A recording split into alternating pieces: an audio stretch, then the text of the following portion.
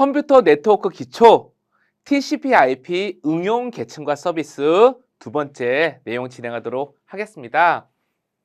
우리 오늘 함께 살펴볼 내용은요, 네트워크 기반 서비스의 주요 특징입니다. 그리고 이런 서비스를 어떻게 활용할지, 동작 방식은 어떻게 되는지 이런 것들을 살펴보는 것이 주요한 내용이 되겠습니다. 우리 바로 이전 차수에서 어플리케이션 레이어의 몇 가지 프로토콜들, 특히 HTTP 프로토콜을 살펴봤고요. 그러면서 자연스럽게 웹 기반 서비스도 함께 보았습니다. 이번 주차에서도 마찬가지로 어플리케이션 레이어의 몇 가지 중요한 프로토콜인 프로토콜들을 살펴볼 FTP나 이러한 몇 가지 프로토콜을 살펴볼 건데요. 프로토콜뿐만 아니라 조금 더 관점을 서비스의 관점을 맞춰서 살펴보려고 합니다.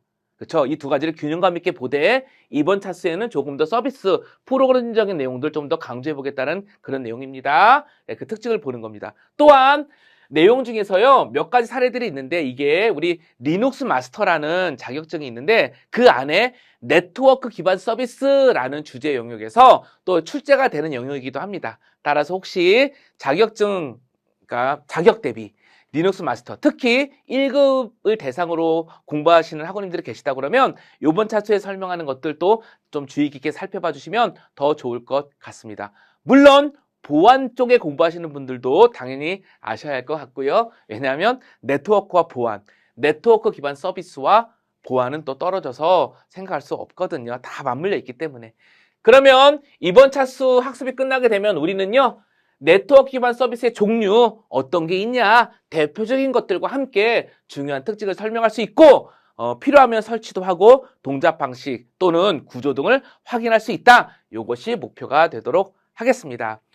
여기 있는 게 다는 아니에요. 우리가 살펴보는 네트워크 기반 서비스 이번 주차에서 다루는 게 다는 아니에요. 대표적인 것만 다루는 거고요. 이거 외에 몇 가지 것들은 또 마찬가지로 그 주차별 학습 자료에서 공유 드릴 테니까 상황에 따라 읽어봐 주시면 좋겠습니다. 특히 나는 리눅스 마스터, 특히 1급을 공부해야 되는데 라고 하시면 조금 더 확장해서 드리는 자료까지 학습해 주시면 좋고요. 나는 보안에 관심이 많고 또 보안 쪽인데 그러면 더 깊이 공부해 주실 필요성도 있습니다. 자, 그러면 이제 구체적인 내용 보아가도록 하겠습니다. 네트워크 기반 서비스의 주요 특징, DNS, FTP, SMB, 그 다음에 이메일 프로토콜, 이메일의 특징 정도를 보려고 합니다. DNS, 먼저 DNS는 뭐죠? 타이틀부터 그렇게 적어놨습니다. 도메인 이름을 IP 주소로 변환하는 것, 그때 개입하는 서비스, DNS 서비스가 되는 거죠. 우리 인터넷은 원래 IP 주소로 통신하는 건데 IP 주소가 우리한테 익숙하지 않은 부분도 있어서 네이버닷컴 이런 식으로 도메인 네임을 줬다는 거예요. 따라서 실제 통신을 하려고 그러면 도메인 네임을 IP 주소로 바꾸고 그 정보를 써야 하는데 이때 개입하는 게 DNS라는 겁니다.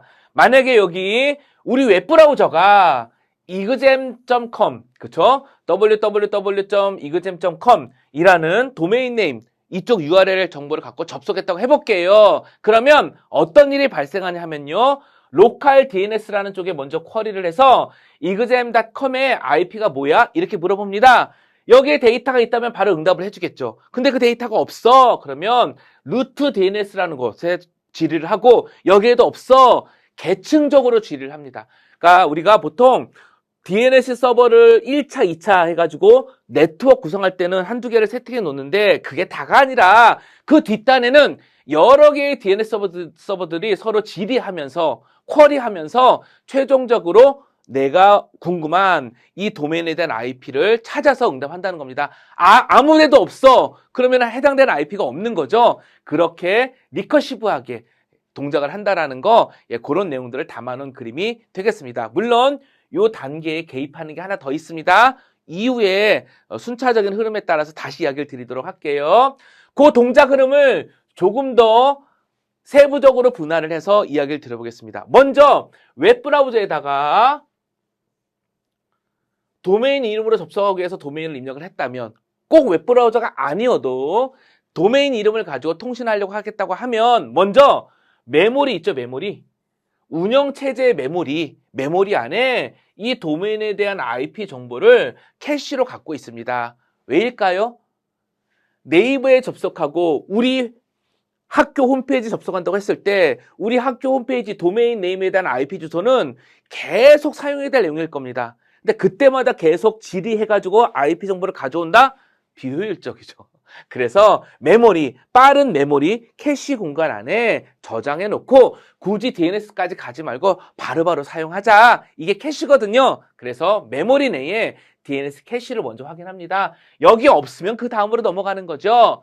자, 그 다음에 아까 그림에 따르면 로컬 DNS 쿼리를 하는데 그 전에 하나가 더 들어갑니다.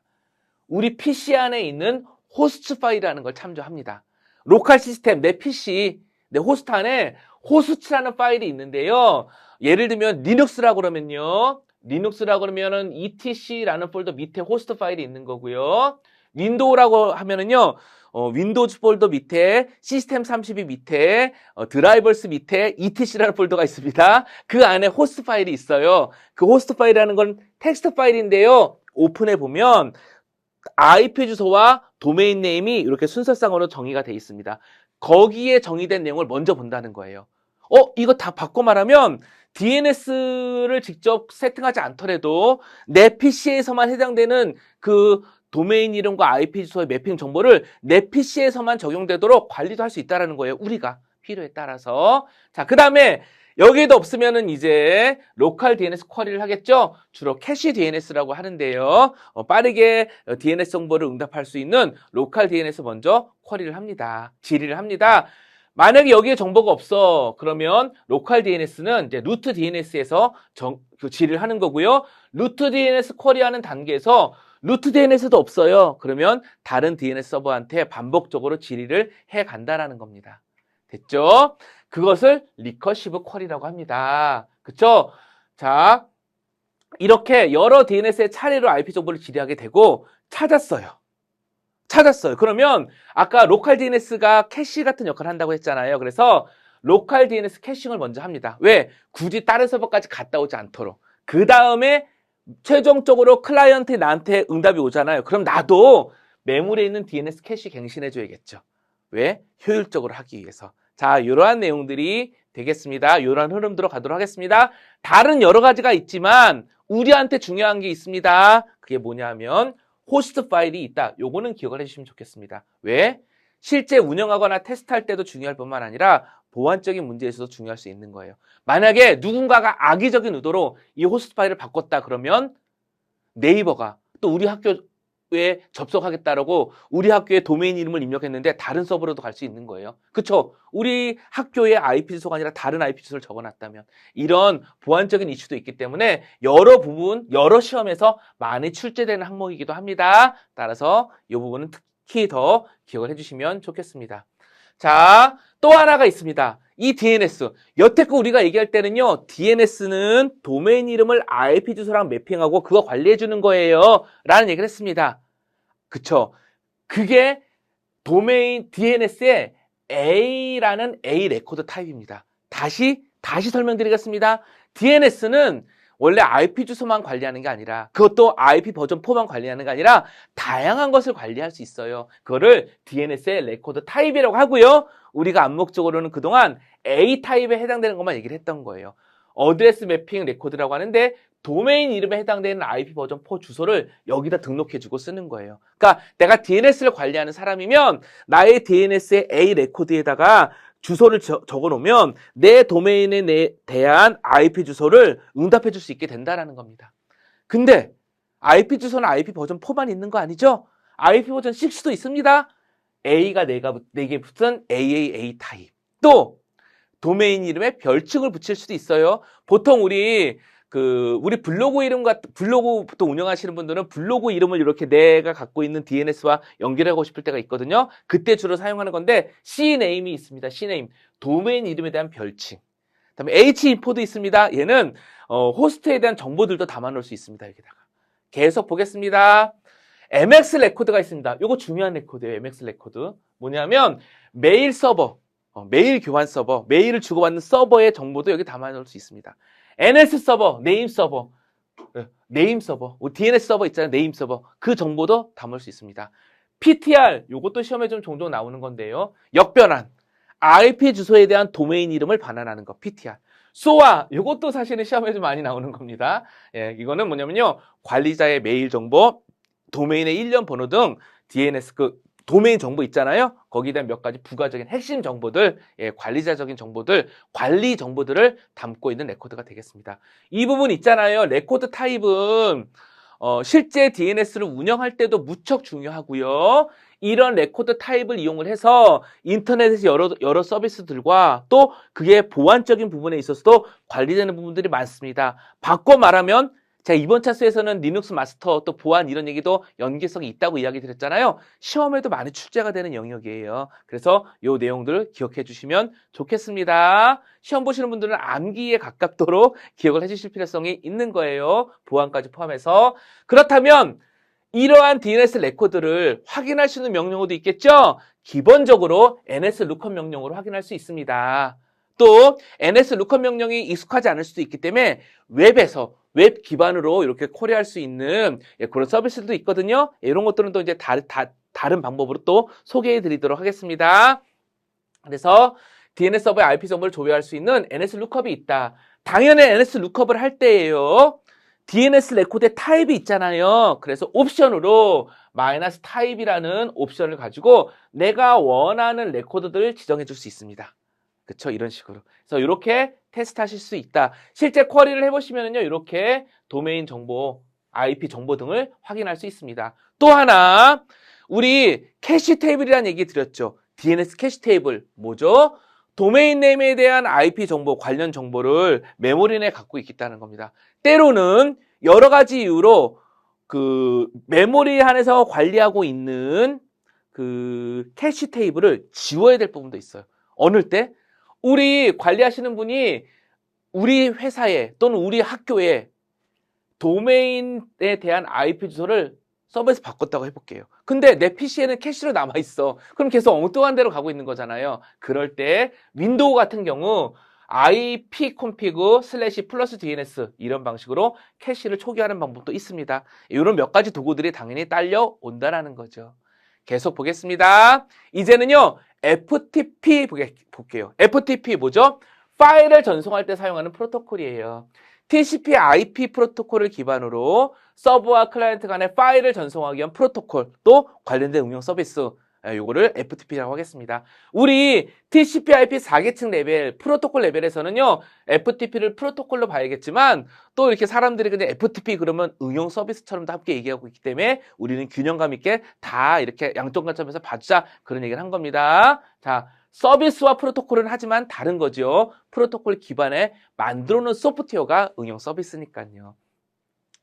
FTP 파일을 주고받는 거야. 당연히 TCP 쓰겠죠. 그쵸? 그게 있는데요. 역시 FTP에서도 우리가 점검하고 넘어갈 부분이 있는데요. 액티브 모드라는 것과 패시브 모드입니다. 이거 가져온 이유는 그냥 두 가지예요. 우리 일상적으로 사용할 때는 이럴 수 있구나 정도만 알면 되는데 역시 시험이라는 부분, 자격증이라는 부분 있죠? 리눅스 마스터나 보안 쪽, 정보 보안 쪽, 그쪽 같은 경우에는요. FTP 얘기하면 꼭 물어보는 게 있어요. 그게 액티브 모드와 패시브 모드입니다. 자, 각각에 대해서 한번 살펴보도록 해볼게요. 기본적으로 FTP는요. 코맨드를 전송하고 제어하기 위한 21번 포트를 사용하고요. 데이터를 전송하기 위한 20번 포트를 사용합니다. 그러니까 FTP 서버에는 포트가 두 개 있는 거예요. 데이터를 위한 20번 포트, 제어를 위한 21번 포트, 아이디 패스워드, 연결 이럴 때는 21번 포트를 쓴다는 거예요. 자, 여기 FTP 클라이언트가 있습니다. 클라이언트 프로그램이죠. 당연히 클라이언트 단에도 포트는 부여가 될 겁니다. 그래서 5150, 이렇게 5150이라는 포트가 하나 부여됐다고 해볼게요. 그러면 처음에 접속할 때는 어떻게 하냐면요. 서버에 FTP 서버에 코멘트 포트인 21번 포트로 접속을 합니다. 이렇게. 그쵸? 1번 접속을 합니다. 근데 접속을 하면서 무엇을 하냐면요. 재밌게도 FTP 클라이언트가 포트 번호 하나를 알려줍니다. 5151. 나 클라이언트 사이드, 그러니까 윈도우 이쪽에서 5151 포트를 하나 열고 기다릴게요. 라고 하면서 포트 번호를 알려줘요. 그러면 FTP 서버는 OK라고 응답을 한 다음에 그 다음이 중요한데 FTP 서버가 20번 포트를 소스로 해가지고요. 알려준 오하나 오하나 포트로 접속을 해서 들어갑니다. 이렇게 연결이 돼요. 그래서 클라이언트가 오하나 오하나 포트에서 기다리고 있었잖아요. 그래서 연결을 한 다음에 오케이라고 응답이 되면서 실제 데이터를 주고받는다는 거예요. 자, 이렇게 말씀드리겠습니다. 먼저는요, 왜 코맨드 포트와 데이터 포트를 분리했을까요? FTP는 빠르게 데이터를 전송하는 게 목적이기 때문에 전송하는 도중에 또 그 하나의 채널을 가지고 하나의 연결을 가지고 코맨드나 제어 신호까지 왔다 갔다 하면 아무래도 효율이 떨어질 수 있잖아요. 그래서 일단 분리한 겁니다. 분리해 놓은 겁니다. 포트를 코맨드 포트인 21번, 데이터 포트인 20번 분리해 놓은 겁니다. 자, 근데 액티브 모드에서는요, 조금 전에 말씀드린 것 같이 클라이언트가 알려준 포트를 가지고 서버가 20번 포트를 소스로 해가지고 접속에 들어간다는 겁니다.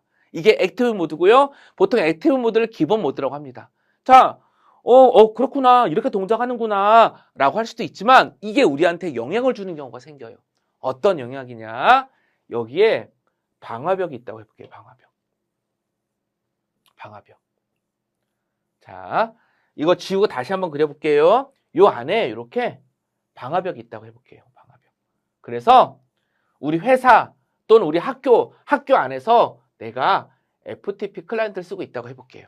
그럼 어떤 일이 생기나 볼까요? 일상적으로 방화벽인 안에서 내부에서 바깥으로 나가는 것은 보통 허용해 줍니다. 그래서 코맨드 포트로는 접속하는 데는 큰 문제가 없어요. 근데 코맨드 포트로 접속한 다음에 FTP 서버가 내가 지정한 포트를 가지고 접속을 해서 들어오죠. 그쵸?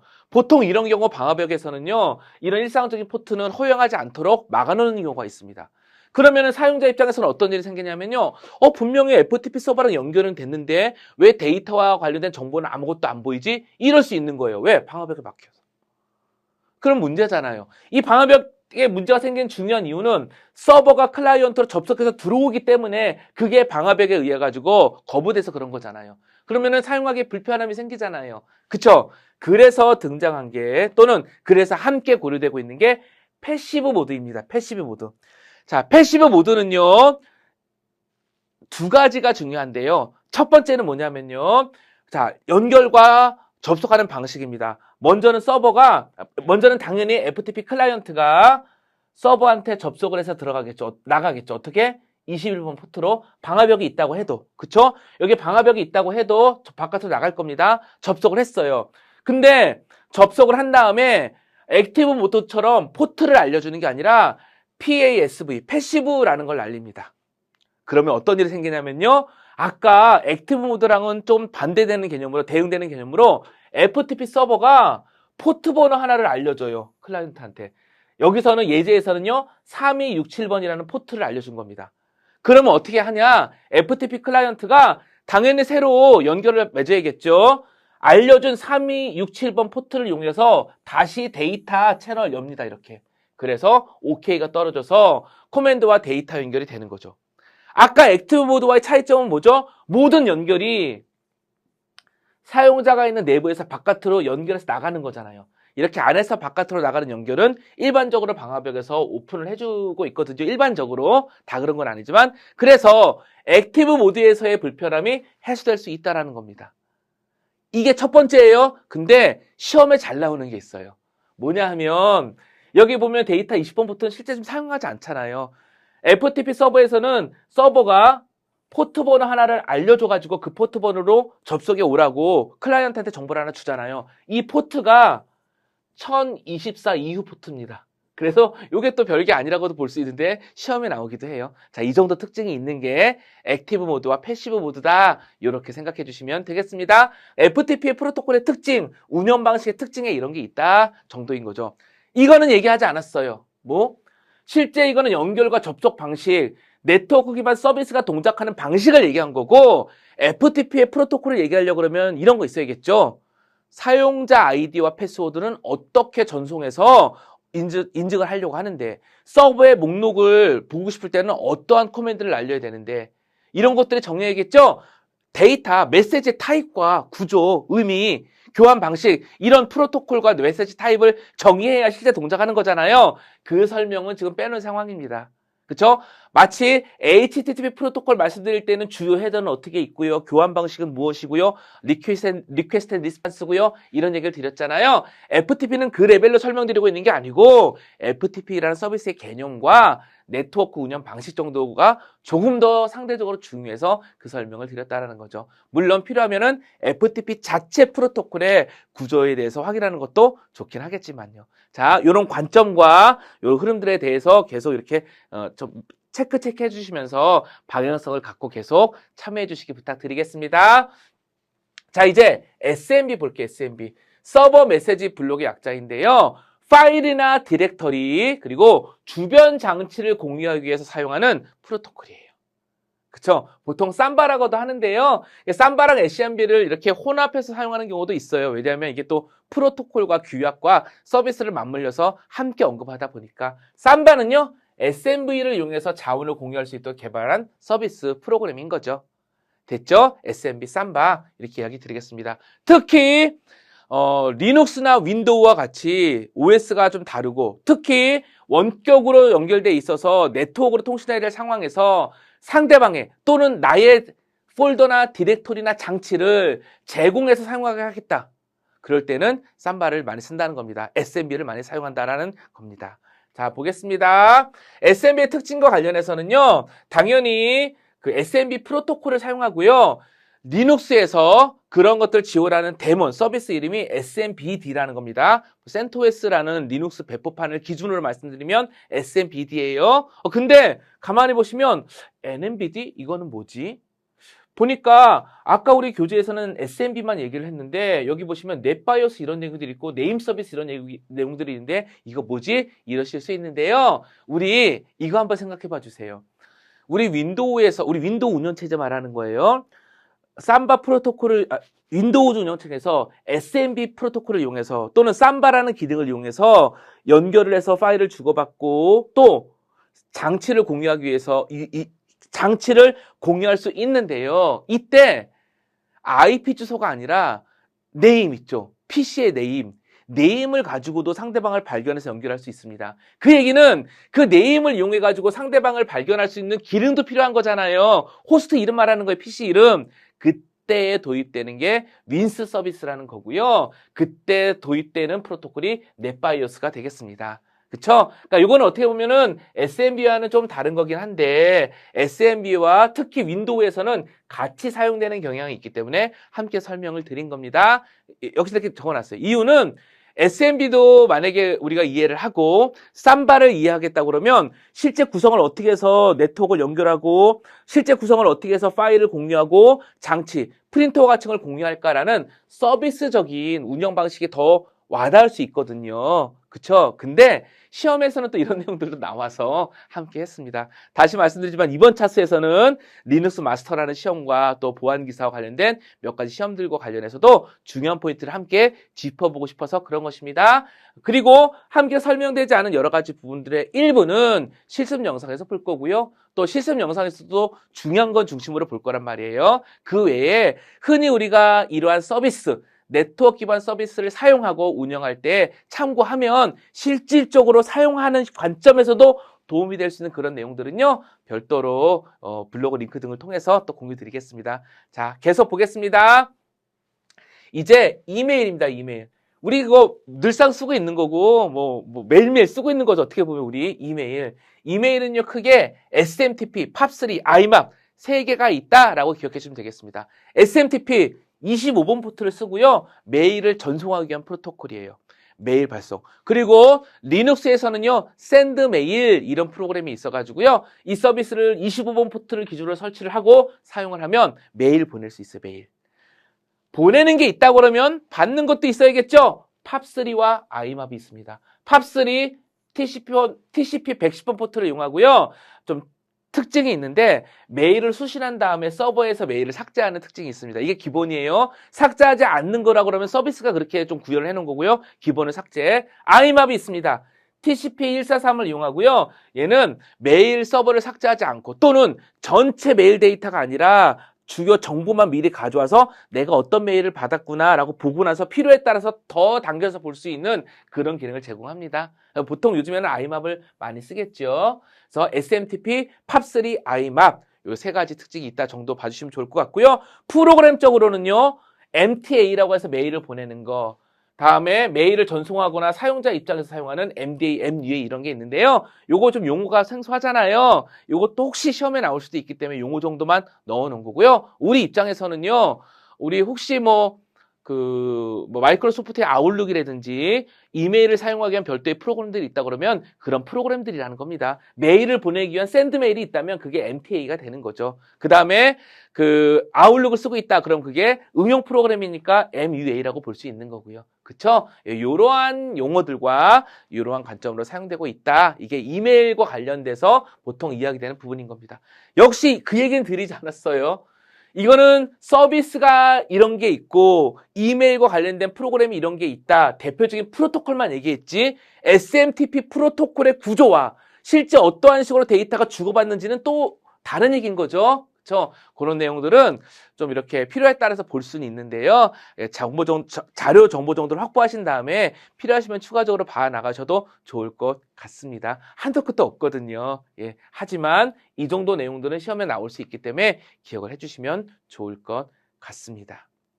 했죠? 또 여담으로 말씀드리자면요. 우리가 이렇게 얘기했던 대부분의 어플리케이션 레이어의 프로토콜은요. 특히 우리가 많이 사용하는 것들은요.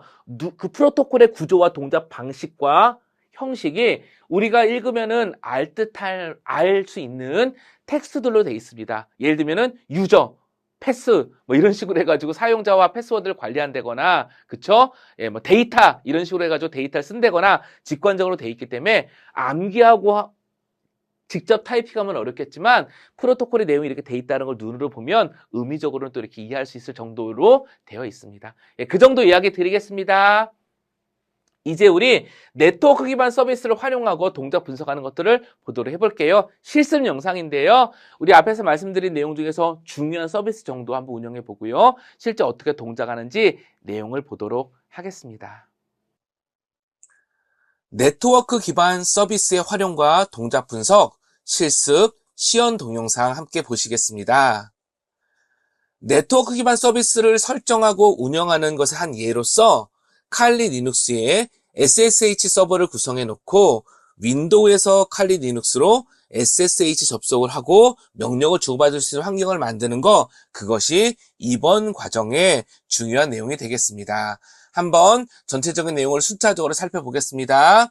참고로 실수를 방지하고 설명을 좀 원활하게 하고 싶어서 관련된 모든 내용을 화면 캡처해서 문서로 만들어 놓았습니다. 따라서 이번에는 굳이 프로그램을 띄워넣어서 명령을 입력하기보다 세부적으로 캡처해 놓은 내용들을 중심으로 설명드리는 순으로 진행하도록 하겠습니다.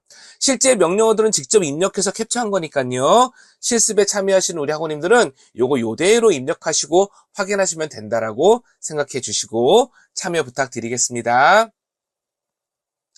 자, 먼저 우리가 실습을 하기 위해서, 즉 윈도우에서 칼리 리눅스 SSH로 연결하기 위해서 미리 준비, 즉 확인할 내용이 있습니다. 우리 이전 차수에서 진행했던 내용인데요.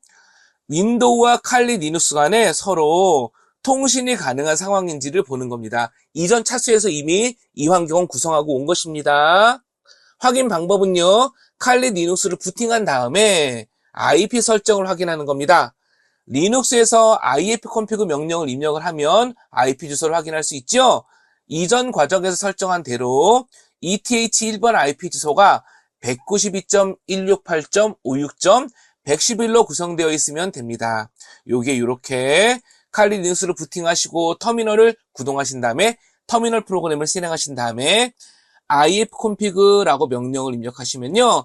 ETH0, ETH1, L5 세 개의 인터페이스가 보입니다. 네트워크 어댑터, 네트워크 인터페이스, 통신할 수 있는 구조 얘기하는 겁니다. 장치 정보 얘기하는 겁니다.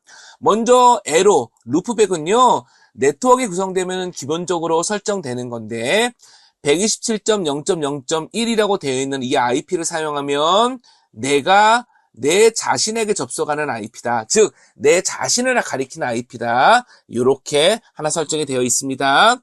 같은 PC에서 내가 나한테 접속할 때 사용하는 IP는 127.0.0.1이다. 이것이죠. 그 다음에 ETH0는 우리가 나트 네트워크를 통해서 CentOS와 칼리 리눅스가 서로 통신할 수 있도록 구성해 놓은 인터페이스고 네트워크이고 그 IP는 10.0.2.38로 되어 있습니다. 이거는 제 경우에 이런 거고요. 학우님들은 조금씩 다를 수 있습니다. 왜냐하면 자동으로 할당되는 IP는 그때그때마다 다르게 할당될 수도 있기 때문입니다.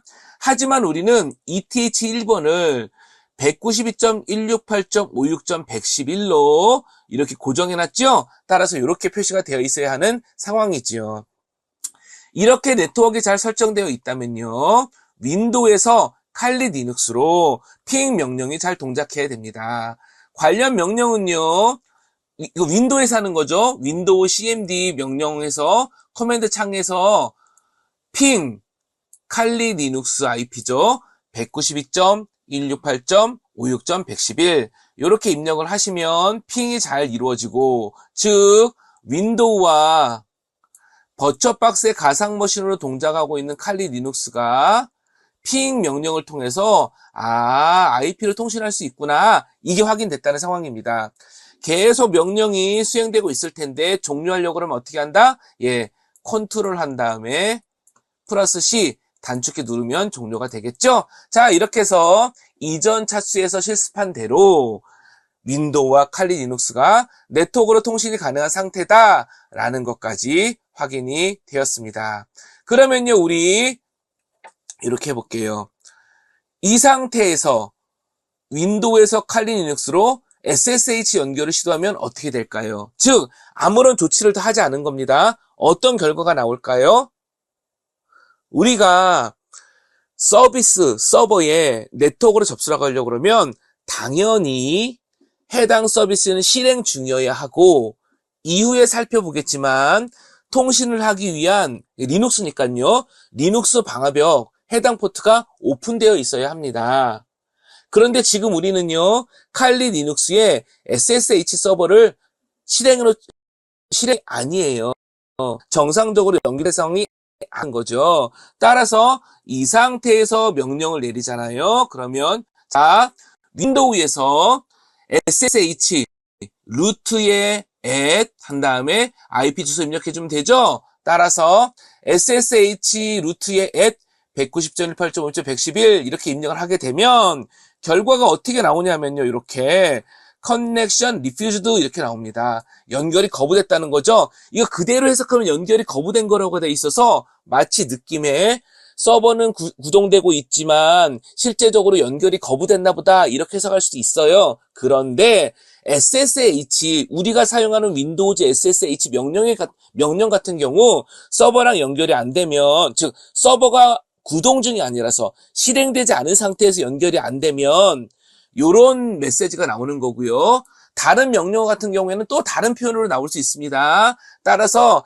connection refused라고 나왔다는 이 얘기는 아직까지는 원인은 잘 모르겠지만 높은 확률로 서비스가 동작하지 않거나 접속을 할 수 없는 그런 상황이다라는 거죠.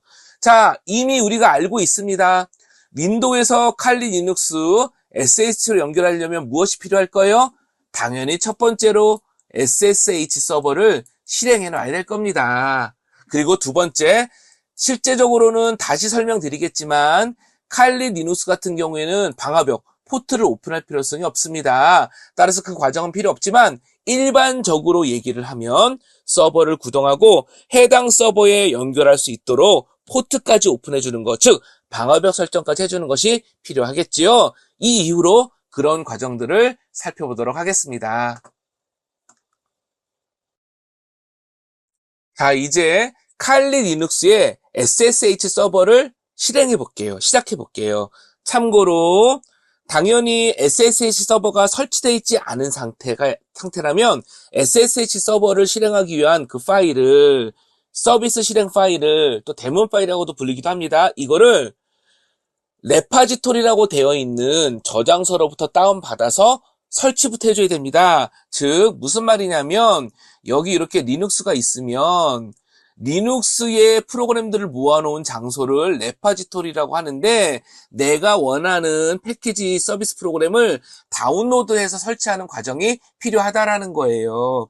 그때 사용하는 명령이 예를 들면 CentOS라고 그러면 yum 한 칸 띄고 인스톨 한 칸 띄고 서비스 패키지명은 sshd 이렇게 됩니다.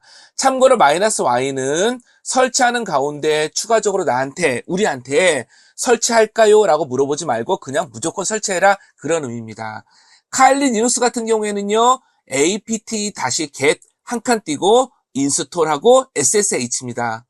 보시면 CentOS와 칼리 리눅스가 사용하는 이 패키지 서비스 이름이 다르죠? 예, 리눅스 버전마다 리눅스 배포판마다 이 패키지 이름은 다를 수가 있습니다. 왜냐하면 관리하는 그 이름이 달릴 수 있으니까요. 따라서 이 부분은 참고로 기억해 주시면 좋겠습니다. 그런데 우리 칼리 리눅스 같은 경우에는요. 이미 편의를 위해서 여러 가지 서비스들이 이미 설치가 되어 있습니다. 즉 SSH 서버도 이미 설치가 되어 있다는 거예요. 혹시 혼란이 있으실까 봐 말씀드리는데요. 이 샵이라고 돼 있는 부분은 우리가 입력하는 게 아닙니다. 리눅스 명령을 입력받을 수 있는 리눅스 프롬프트라는 의미예요. 실제 입력하는 거는 요 뒤에 있는 명령이고요. 또 하나, 보통 이렇게 중요한 내용은 루트 권한으로 실행되어야 된다고 해서 앞에 sudo, sudo 이 명령을 붙여줍니다. 보통 앞에 이렇게. 그런데 우리는 이미 루트로 로그인된 상태잖아요. 루트 있죠, 루트. 이미 루트 권한이 있는 상태에 실행되고 있기 때문에 굳이 sudo를 붙여줄 필요성이 없어서 생략한 겁니다. 자, 이 정도 말씀드리고요. 그러면은 이미 SSH는 설치된 상태니까 실행만 하면 되겠죠? 그쵸? 그러면은 현재 실행 중인지 아닌지 먼저 확인해 본 다음에 실행해 보겠습니다. 관련 명령이, 관련 서비스가 실행 중인지를 확인할 수 있는 방법은요.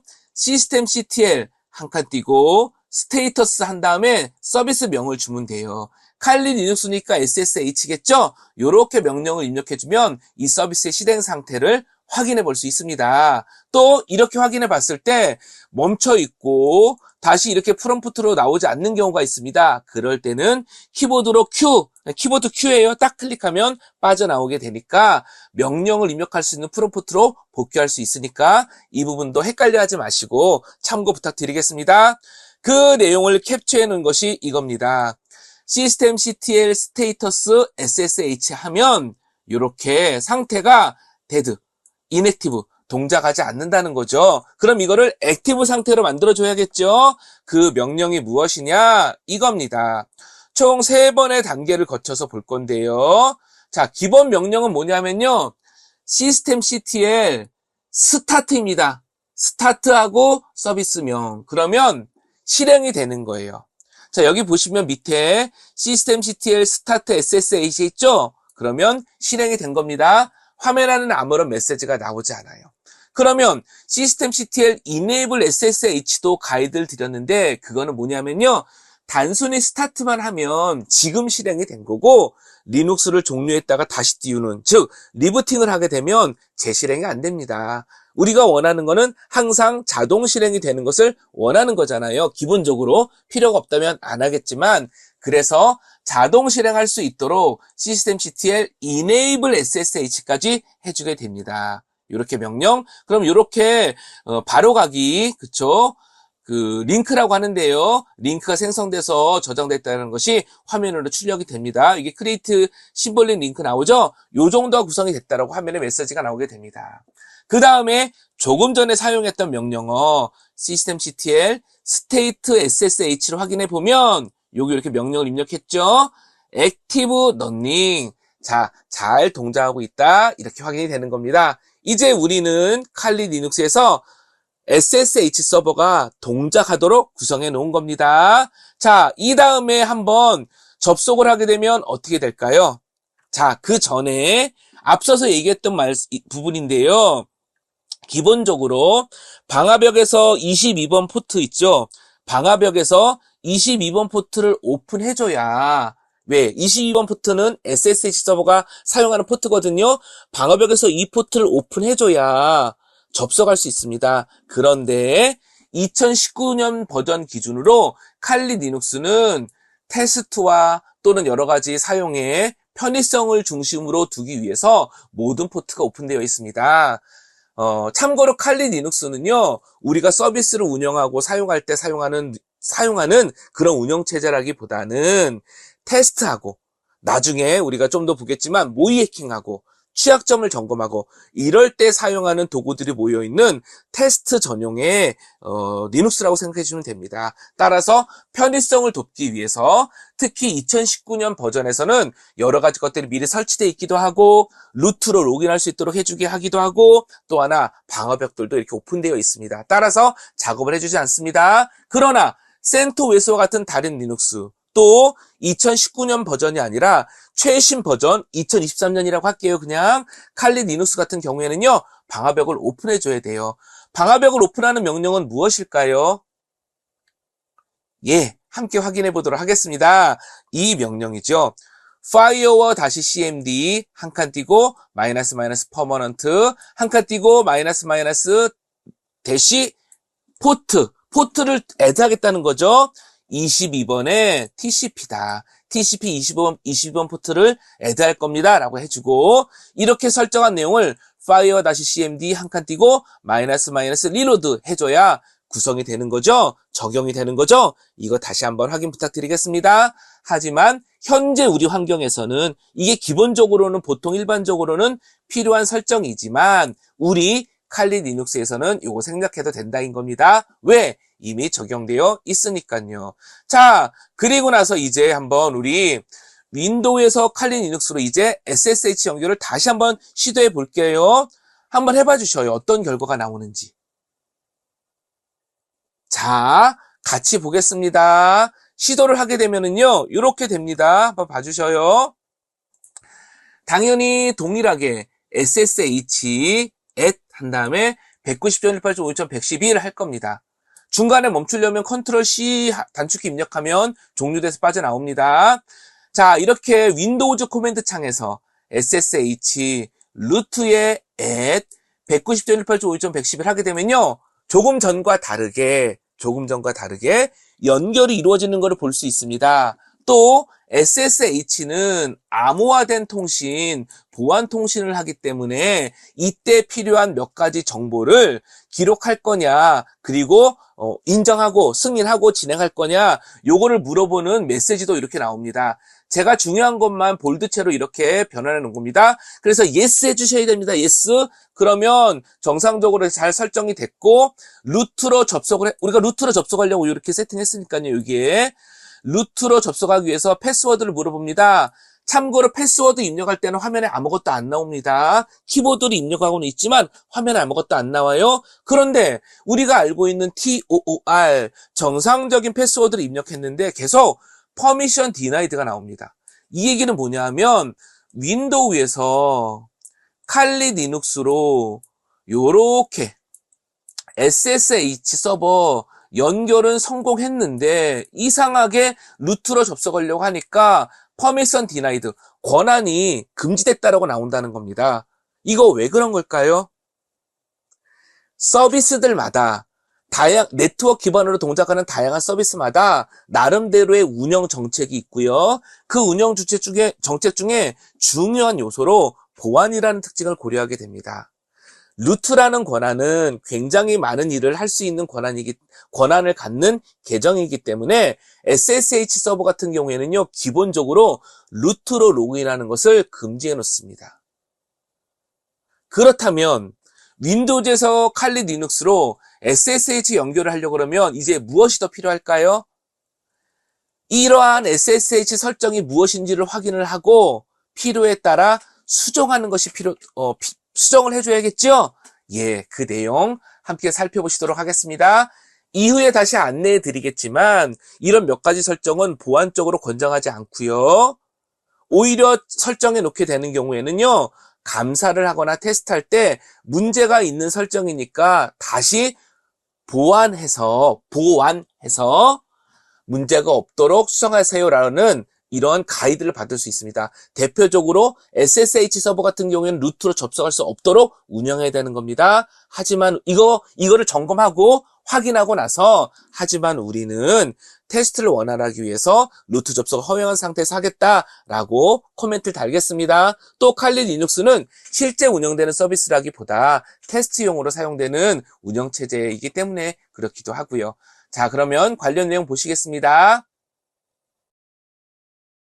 자, 내용을 보시면은요, 설정하는 방법이 나왔는데, 다시 한번 강조드립니다. 조금 전에 구두로 이야기됐던 그 내용을 여기 요렇게 다시 적어놨습니다.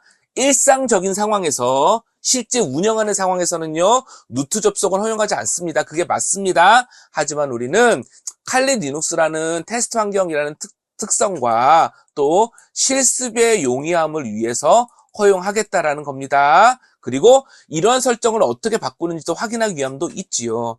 자, 먼저 칼리 리눅스에서 SSH 서버를 위한 설정 파일을 변경한다는 얘기는 설정 파일이 무엇이고 어디에 있는지를 먼저 확인해야겠지요. 리눅스에서는 대부분의 설정 파일이 etc라는 디렉토리 밑에 있습니다. 따라서 파일 경로도 etc 밑에 ssh라는 폴더 밑에 sshd _config가 되겠습니다. 그 내용을 한번 화면으로 출력해 볼까요?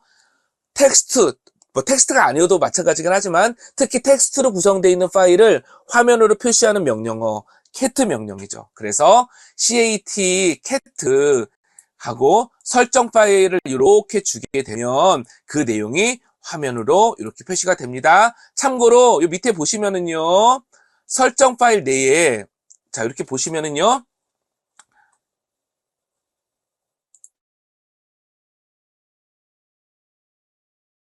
설정 파일 내에 이렇게 샵이 있는 것이 확인할 수 있습니다. 샵, 그쵸, 이렇게 샵이 있습니다. 이 샵은 뭐냐면요, 이 샵은 주석이라는 의미입니다. 주석이에요. 설정 파일 앞에 샵이 있는데 그 샵은 주석입니다. 그 내용 기억해 주시기 부탁드리겠습니다. 그러면 계속 보겠습니다. 이렇게 cat 명령으로 해당 설정 파일을 열면 그 내용이 화면에 표시가 되겠죠? 말씀드린 대로 앞에 주석이 있고요. 한번 눈으로 쭉 한번 봐주시길 부탁드리겠습니다. 쭉 보시고 나면 이러한 내용 중에서 어떠한 항목을 수정을 하면 루트로 로그인을 허용해 줄 수 있습니다. 그 내용이 있는데요. 조금만 스크롤 해보시면요. 벌써 여기에도 보입니다. 여기 여기서 조금만 더 스크롤 해주시면 됩니다. 조금만 더 스크롤 해주시면요. 해당 항목 중에서요. 수정할 내용이 있습니다. 근데 우리는 화면으로 보이는 상태에서 수정하는 게 아니라 편집기로 수정을 해야 되잖아요. 텍스트 편집기. 그래서 이 설정 파일을 텍스트 편집기로 오픈하도록 하겠습니다.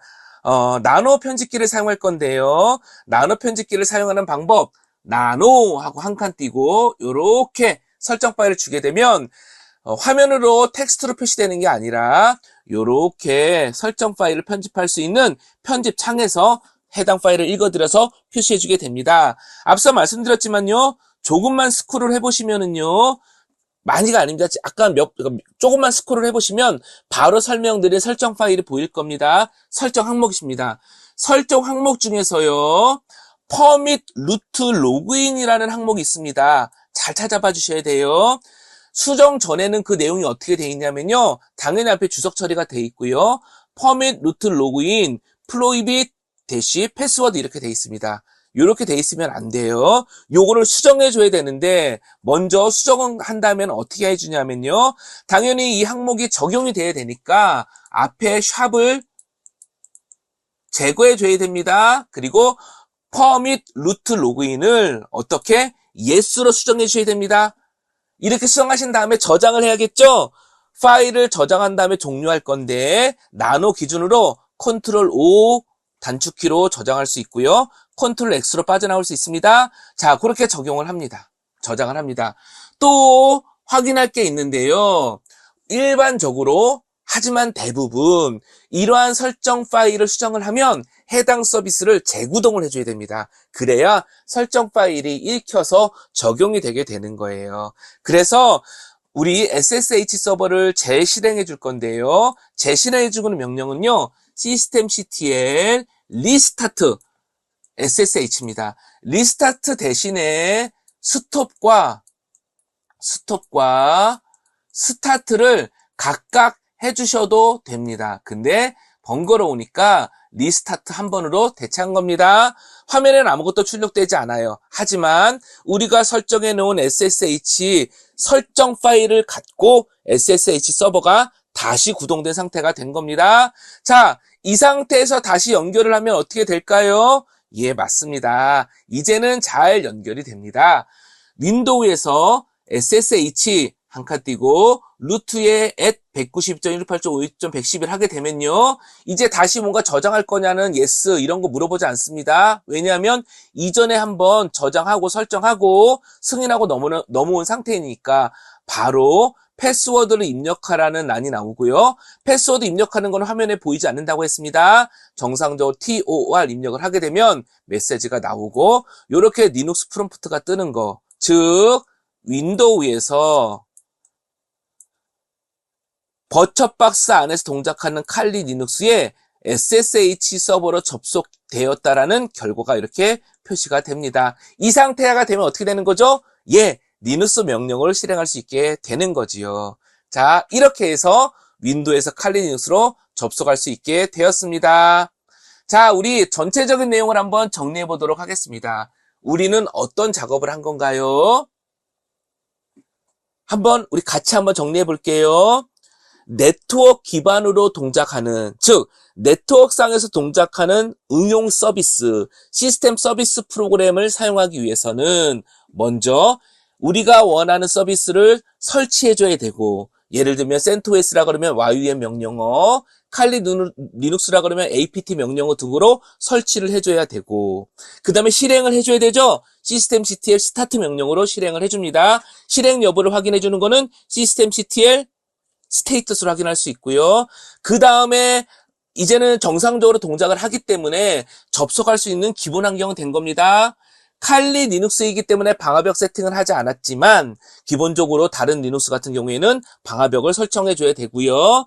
그러고 나서는 그 프로토콜에 따라서 동작하는 서비스에 필요한 프로그램을 이용해서 접속할 수 있게 되는 거지요. 이때 필요에 따라 서비스별로 설정 파일을 수정해야 되는 경우가 있습니다. 특히 보안이라든지 몇 가지 설정들은 중요하기 때문에 그런 것들을 수정을 하거나 접속 등을 허용해 줘야 된다는 거죠. 자, 간단하게 다시 요약하겠습니다.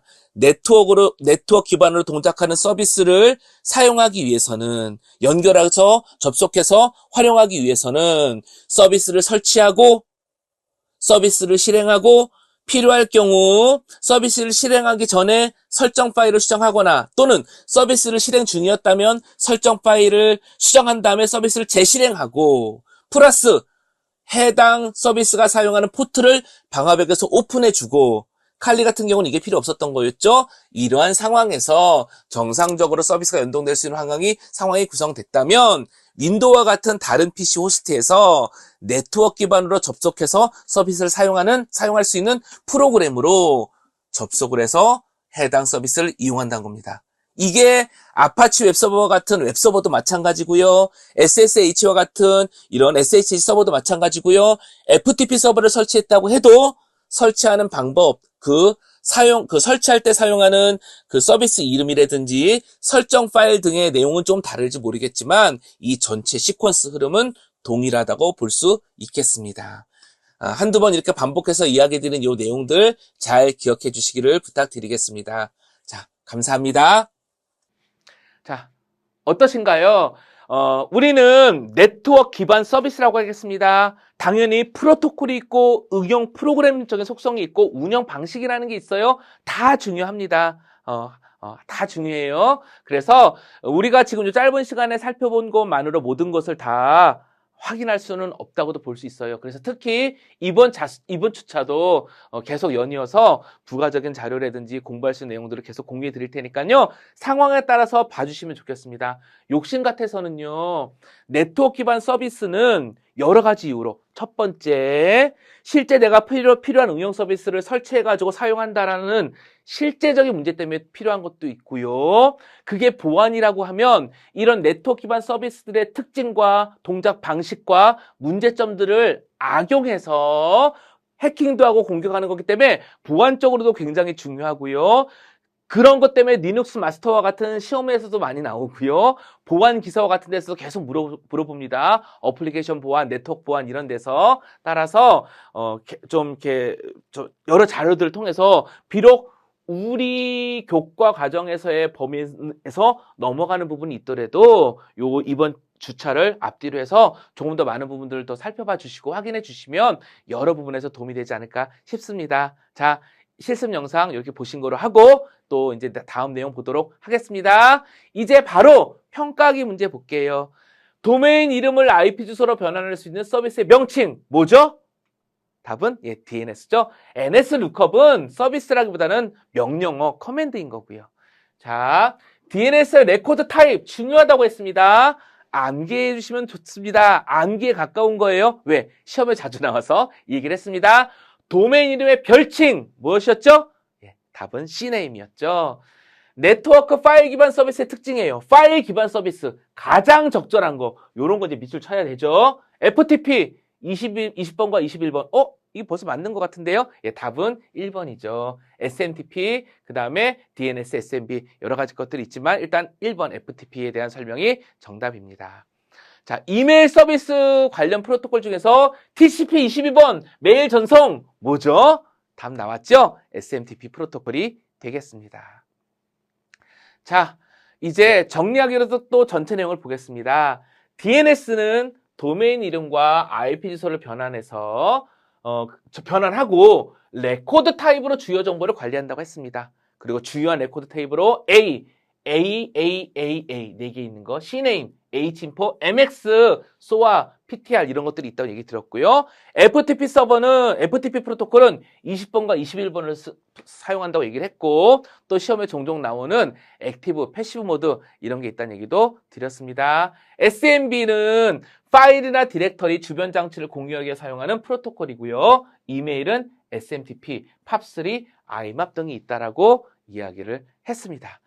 자, 여기까지 해서 열심히 빠르게 달려왔고 중간에 우리 실습 영상은 있었지만 전체적인 내용을 살펴봤습니다. 자, 다시 마무리하는 시점에서 이야기를 드리는데요. 이번 차수와 바로 이전 차수 TCP IP 4계층의 어플리케이션 레이어의 프로토콜은 사용자 입장에서, 개발자 입장에서, 운영자 입장에서 굉장히 중요한 프로토콜이라고 볼 수 있는 거예요. 그 계층이라고 볼 수 있는 거예요. 왜냐하면 실제 우리가 사용하는 거니까요.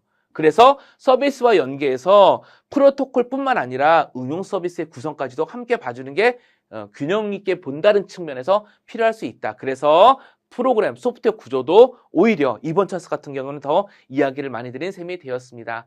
지난 차수와 이번 차수 것을 함께 묶어서 기억해 주시면 좋을 텐데요. 우리가 설명드린 이런 내용들 정도를 기본으로는 기억해 주시되 다시 말씀드리지만 제가 조금 더 꼭 기억하고 있다가 이 해당 차수에 관련된 정보들을 더 이렇게 링크 등을 공유 드릴게요. 시험 보시는 분은 더더욱이 또 시험과 관계가 없으시더라도 일상적으로 이번 기회에 우리가 흔히 사용하는 어플리케이션들의 구조와 네트워크 기반 서비스의 구조 얘기하는 겁니다. 그들이 사용하는 프로토콜의 특징은 정리하고 넘어가 주시면 좋을 것 같습니다. 다시 말씀드립니다. 특히 보안이나 리눅스 마스터와 같은 자격증을 이제 공부하시는 분들은 일상적인 네트워크도 중요하지만 네트워크 기반 서비스의 운영과 동작 방식 무척 중요합니다. 자, 여기까지 해서 마무리 짓겠습니다. 잘 들어주셔서 감사합니다.